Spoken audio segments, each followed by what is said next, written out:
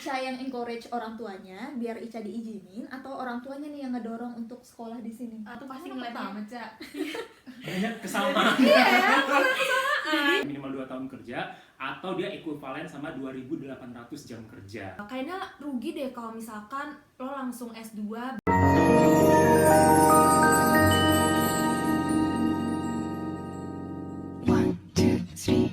Eka, cara dapetin beasiswa S1 ke Inggris gimana? Silakan. Temennya Ica. Setauku kayaknya kalau misalkan beasiswa S1 itu susah sih. Setauku nggak jarang dan malah nggak pernah denger deh kayaknya ada anak S1 yang beasiswa di sini. Jadi nggak tahu ya. Di sekalangan temen-temenku juga nggak ada yang beasiswa gitu dari Indonesia ya. Jadi ya aku nggak tahu sih. Kayaknya emang nggak ada deh untuk S1. Tapi kayaknya aku pernah dengarnya Jordan scholarship. Tapi itu bukan Itu S1 Oxford ada. aja. Iya, tapi terbatas di Oxford sama Cambridge aja. Oxbridge Nah, aja Oxbridge guys. aja. Bukan sempat ada dengar kalau LPDP itu S1-nya boleh lanjut tapi harus S1 dulu di Indonesia gitu sampai berapa semester baru di sini gitu. Linkage. Isma nggak sih? Linkage. Atau itu linkage. sistem linkage. Tapi kan yang ditanya itu mungkin yang beasiswa untuk ke S1. Iya, Baru dari S1. SMA ke S1 Dari langsung SMA ini ke ada S1. beasiswanya. Aku nggak ada sih, jadi nggak ada guys. Mungkin dari kampus ada ya nggak sih kalau di website kampus diulik-ulik? Jarang Apa sih tuh buat sebenarnya. S1? Jarang Jarang ada ya. scholarship Iya. kayaknya partial deh, nggak Iya. yang Iya, fully benar, funded benar, gitu benar, ya. benar. Maksudnya kayak either kamu dibayarin living cost-nya aja Iya, atau tuition fee-nya aja gitu sih. Betul. Oke, emang lebih banyak S2 ya? Kak, kalau daftar beasiswa Chevening, apakah ada minimal berapa tahun kerja? Oke, jadi kalau untuk salah satu syarat apply Chevening itu antara ada dua nih bisa di definisinya, yaitu yang pertama 2 tahun minimal kerja, ya minimal 2 tahun kerja atau dia ekuivalen sama 2.800 jam kerja. Jadi bisa dihitung nih teman-teman, misalkan saya udah kerja dari tahun berapa sampai sekarang, bisa dikalkulasi. Nanti kalau misalnya daftar Chevening tuh ada tabelnya sendiri, nanti tinggal masukin pas nggak 2.800 nggak seperti itu. Yang dia lihat tuh kalau misalkan teman-teman belum 2 tahun tapi sudah punya pengalaman 2.800 jam kerja, itu bisa.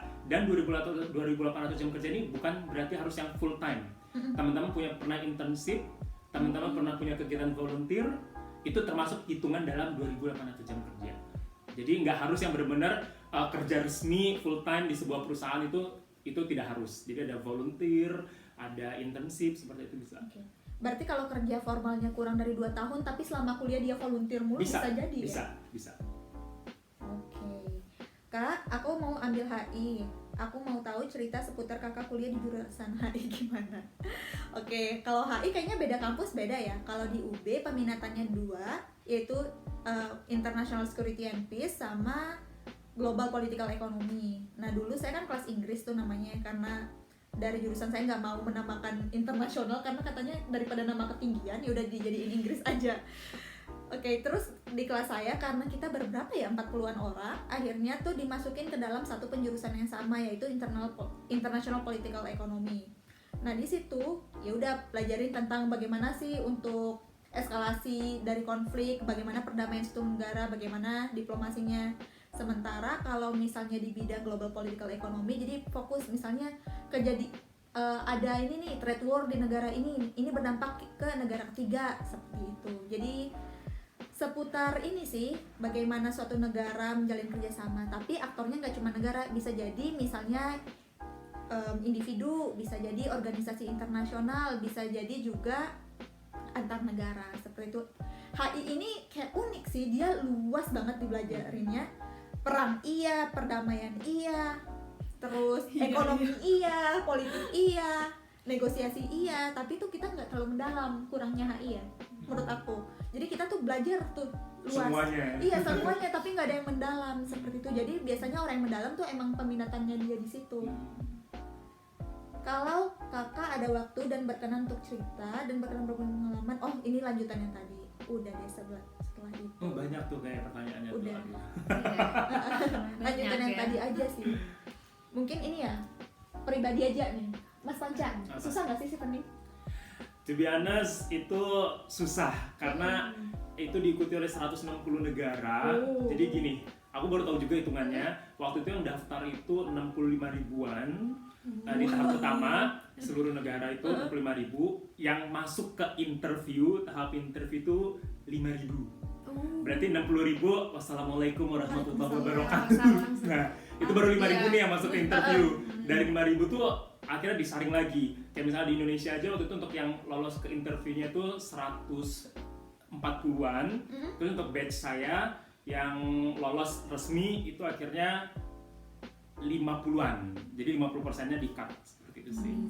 Jadi emang kalau dibilang susah, ya emang ya iya sih. lumayan menyita waktu dan menyita perhatian untuk mempersiapkan chevening-nya. Nah, dia kan 2 tahap doang ya? Iya. Maksudnya kayak berkas, tapi kan berkas itu ada yang lulus, ada yang enggak. Iya. Maksudnya kayak selengkap apapun berkas bisa jadi enggak lulus. Nah, menurut Mas Panca, yang buat Mas Panca lulus di berkas itu apa? Esainya. Jadi emang di tahap pertama itu yang pasti bakal jadi bahan penilaian itu adalah kita harus ngerjain 4 esai. Esai pertama tentang leadership, esai kedua tentang networking, esai ketiga itu tentang why study in UK, sama esai keempat tuh career plan. Nah, di 4 esai ini mau nggak mau pada saat itu saya berpikirnya saya harus stand out dibandingkan yang lain kalau pengen esai saya dilirik. Karena kalau esai saya biasa aja, nggak ada yang bisa ngebedain esai saya sama aplikan yang lain. Mau nggak mau kita emang harus membuat esai kita agak lebih menonjol. Nah, PR-nya adalah bagaimana menemukan keunikan dan potensi diri kita itu kita tuangkan ke 500 kata doang nih di setiap esainya. Jadi kita mau banyak cerita nih, ada banyak cerita, pengen cerita A, B, C, D, E, tapi dibatasi cuma 500 kata. Nah, itu yang bikin menantang itu gimana kita mentranslasikan semuanya dalam hanya 500 kata, ngeyakinin si tim asesornya dalam 500 kata bahwa kita deserve satu spot. Itu yang menantang sih, Dila. Emang ya, persaingan. Jadi kayak makanya sekarang kayak dimanfaatin banget ya proses belajarnya di sini. Nah, kalau Ica kan dari orang tua nih, S1 lagi, masih muda, datangnya 16 ya ampun, muda banget. Nah, Ica, itu tuh Ica yang encourage orang tuanya biar Ica diizinin, atau orang tuanya nih yang ngedorong untuk sekolah di sini? Kayaknya kasusnya sama kayak Mbak Molly. Jadi emang kedua orang tuaku tuh benar-benar support banget aku tuh di sini, dan emang kayak anak pertama juga kan, jadi kayak semua tuh pasti ngeliatnya Kayaknya kesamaan. jadi pasti semua adik-adiknya pasti ngeliat ke aku kan, jadi kayak ya udah deh kamu coba deh ini. Jadi awalnya aku tuh pengennya ITB gitu kan. Cuma karena orang tua coba deh kamu coba aja tes gitu, kalau masuk kan alhamdulillah, kalau enggak ya udah gitu. Dapet deh, ya udah, jadi kayak akhirnya kita di sini, anak di sini. Nyobanya ITB, kayak Iya. pinginnya pun udah ITB gitu. Gak apa-apa kan dinaikin lagi. meraih cita-cita setinggi Iya, gitu betul, kan. betul banget. Dulu pengen banget ITB, tapi ya udah rezekinya di sini gitu. Rezekinya lebih baik kok. Amin. Terus kalau Mol gimana tuh? Ya karena aku emang dulu waktu S1 emang pengen banget S2. Aku dulu memang mikirnya abis S1 lanjut aja langsung S2. Tapi aku ngobrol-ngobrol sama kating-kating aku dulu, katanya kerja aja dulu. Karena memang katanya, tapi aku nggak tahu juga sih, banyak yang temenku langsung S2 selesai S1. Dibilang kayak kayaknya rugi deh kalau misalkan lo langsung S2 belum kerja dulu, ntar hitungannya jadi kayak fresh grade lagi gitu, belum ada pengalaman. Iya. Kayaknya ada ya yang ngomong kayak gitu, cuman kayak oh iya, aku jadi tergoyahkan juga, jadi aku menunda mimpi itu. Jadi aku kerja dulu selama 1,5 tahun, terus habis itu ditanya lagi, di refresh lagi sama orang tua kayak kamu nggak mau kuliah lagi gitu. Dan memang pekerjaanku tuh kadang tidak manusiawi ya, jadi kayak aku tidak bisa menjaga between bikin motivation letter, minta recommendation letter. Jadi kayak aduh satu-satu dulu deh. Terus habis itu kayak aku langsung meniatkan diri, ya aku mau di S2. Akhirnya ya didukung juga, dan aku dulu sempat kenapa aku juga milih UK, karena memang dia pendidikan cuma setahun untuk S2, jadi menurutku itu nggak wasting our time ya. Karena aku juga emang pengen balik lagi kerja. Jujur aku sebenarnya kangen kerja banget. Jadi kayak dan aku dulu pernah exchange juga di sini. Jadi kayak aku udah tahu, oh kayaknya aku cocok deh dengan metode pembelajaran di sini. Dan ya itu terakhir sih didukung. Jadi aku ngerasa belajar di sini tuh nggak ada beban gitu loh. Kalau misalkan udah deh nggak usah, tapi akunya tetap kekeh, itu kan pasti kamu juga berangkat di bandara tuh kan pasti berat banget gitu loh. Jadi kan ya selagi orang tua tuh mendukung, ya go for it aja sih gitu. Tuh. Benar. Restu orang tua ya. Restu orang tua tuh bener serius. 1000% deh bener.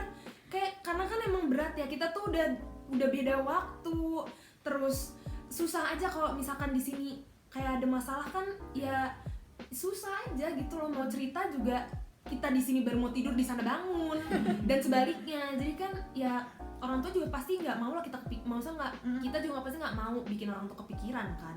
Jauh juga kayak ya mau nyamperin juga nggak mungkin gitu loh, apalagi sekarang lagi pandemi kan, dipersulit lah mungkin ya untuk visa. Jadi kayak ya alhamdulillah Shana nyampe sini gitu. Oke, next ini kayaknya banyak orang yang tanya deh. Hidup tuh biayanya berapa sih di sini? Jeng jeng jeng. Jeng, jeng, jeng. Stay awake